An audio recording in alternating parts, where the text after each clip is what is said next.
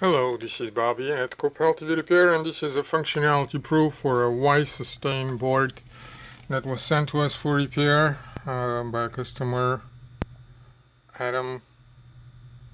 I don't know how to pronounce the last name, I apologize. Iske or Iske.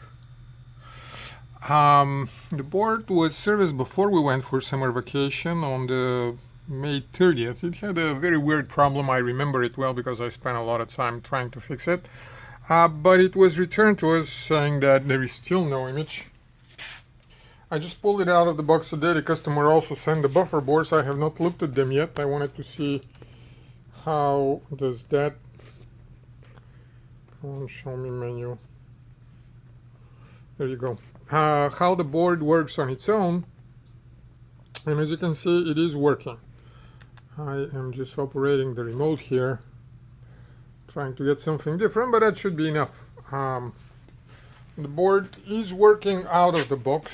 Again, I remember because it had a really tiny weird problem of the ones that take you forever to find out, even though what's wrong with them is like 15 cents. So I'm going to look at the buffer boards right now, but I wanted to make sure that the customer does see that the board is working fine. So we'll be in touch with the rest. Thanks.